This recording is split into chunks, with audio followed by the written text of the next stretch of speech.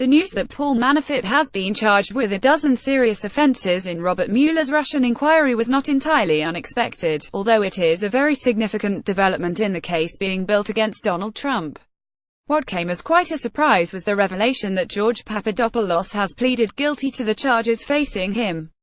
George, who even dedicated Trump watches, may ask. But Papadopoulos, who was part of the Trump foreign policy team, has information which fills in some crucial blanks and provides links to others being scrutinized by special counsel Robert Mueller as he seeks to establish whether Trump really was the Muscovite candidate in the election. The other reason why Papadopoulos, a Greek-American who had once lived in London, is important is because he is evidently providing information to the investigators, a proactive cooperator as they put it.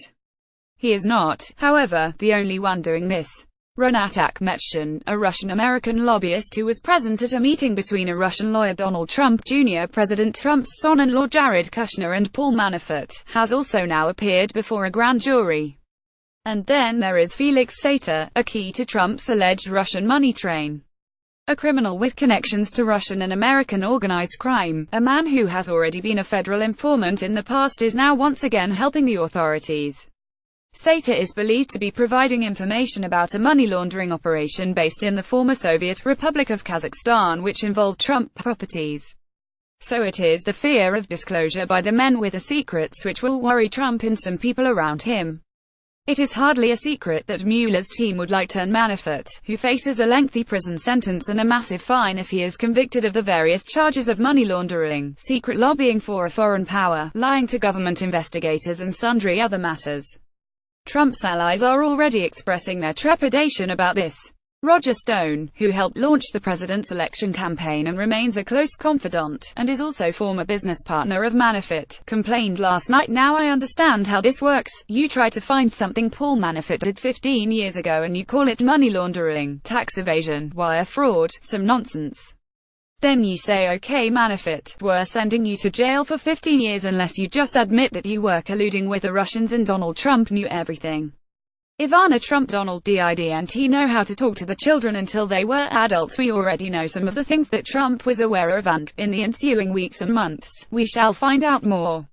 Among the things both Papadopoulos and Manafort knew was that the Kremlin claimed to have dirt on Hillary Clinton. Papadopoulos had been told this by an academic in London and a Russian woman who, he thought, was Vladimir Putin's niece. Papadopoulos had sent emails to the Trump election team about this while urging meetings with the Russians. Manafort, Trump Jr. and Kushner met the Russian lawyer Natalia Veselnitskaya in June 2016 at the Trump Tower Hotel in New York because, it is claimed, she was offering to impart information Moscow supposedly had on Clinton. President Trump is then said to have personally dictated a statement in his son's name saying the meeting primarily discussed a program about the adoption of Russian children. Adoption of Russian children by Americans was banned by Moscow in response to the Magnitsky Act in 2012. That statement by the president has become a key factor into whether he and those around him attempted to obstruct the investigation into Russian meddling in the U.S. election. Ronat Akhmetshin gave evidence under oath before a grand jury convened by Mueller for several hours on the 11th of June this year about, among other things, the Trump Tower meeting where he was taken by Veselnitskaya. Akhmetshin, a lobbyist, has acknowledged serving as a counterintelligence officer in the Soviet military in the past. He is now, he said in a newspaper interview, a mercenary, but not a Russian spy and does not work for the Kremlin. I spend other people's money to achieve other people's goals was the way he explained his work. The Senate Judiciary Committee is investigating Akhmetshin's U.S. citizenship, his military background and whether he improperly lobbied for Russian interests. Woody Harrelson recalls dinner with Donald Trump. It was brutal. And then we come to Felix Sater, who is likely to be center stage if Trump's downfall comes from his Russian monetary connections. Born Felix Shaftarovsky in Russia, he is one of the most colorful characters in the Trump Chronicles. Someone once jailed for stabbing a man in the face with a cocktail glass for a margarita and who later avoided a possible 20-year sentence and $5 million £3.8 million fine by becoming a federal informer in another case, that of fraud and extortion by the mafia targeting the elderly, some of them Holocaust survivors. In a recently unsealed transcript of a hearing in New York, the Justice Department described the value of Sater's snitching. He had supplied information, it said, on Russian organized crime, American mafia families and Al-Qaeda. Sater does not deny working for the government, but he says he did not inform on the mafia. Sater became managing director of the BlackRock Group, a real estate firm which had offices 2 floors beneath the Trump Organization's headquarters in Trump Tower for 8 years. BlackRock went into partnership with Trump in connection with the construction of the Trump Soho Hotel. The two men appeared at ribbon-cutting ceremonies for joint projects and went on business trips, including one to Moscow, together.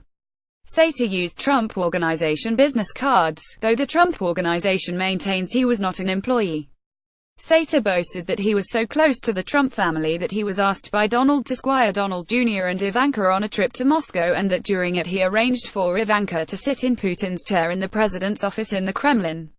Ivanka acknowledges the trip took place and it may have involved sitting at Putin's desk. Sater is a lifelong friend of Michael Cohen, Trump's lawyer and a former vice president of the Trump Organization. Sater was convinced that Putin would help Trump to get to the White House and he and Cohen would receive the credit due for this. "Can you believe 2 guys from Brooklyn are going to elect a president?" was the email sent to Cohen at one stage. He had stated, in earlier messages, that Putin would back the development of a Trump Tower hotel in Moscow and that this would be part of a grand plan. "Our boy can become president of the USA and we can engineer it. I will get Putin on this program and we will get Trump elected." Cohen was named in the Trump report by former MI6 officer Christopher Steele as a key conduit between with the Russians through Putin's spokesman Dmitry Peskov, who was allegedly tasked with carrying out a covert campaign to undermine Hillary Clinton's presidential bid, which Peskov denied. Cohen had initially denied having any dealings whatsoever with the Russians in his work for Trump. But newly leaked emails show that he asked for Peskov's help with a Trump real estate project in Moscow in 2016 when Trump was already campaigning to secure the Republican nomination for the presidency, thus raising issues of conflicts of interest. Andrew Weissman, the prosecutor who turned Sater after the mafia extortion case and signed his plea bargaining deal, is now in the Mueller team. One of many experienced lawyers who had left highly paid jobs or taken leave of absence to join the investigation. Sater has agreed to help a federal inquiry into alleged money laundering by Viktor Kripanov, Kazakhstan's former energy minister and the former mayor of the city of Almaty, who was charged by Kazakh authorities with abuse of power. He is on the Interpol wanted list at the behest of Kazakh authorities. Kripanov's family allegedly used shell companies to buy Trump Soho properties worth an estimated $3.1 million. It is not known if any or how much of the supposedly laundered money went to Trump. Any relevant information from the Kazakh inquiry about Donald Trump is expected to be sent to Robert Mueller. We have to wait to see whether Felix Sater, whose previous cooperation runs a gamut that is seldom seen according to the Justice Department, has more to reveal about the U.S. president, the man he had helped, as he had once excitedly claimed, to get to the White House. Reuse content.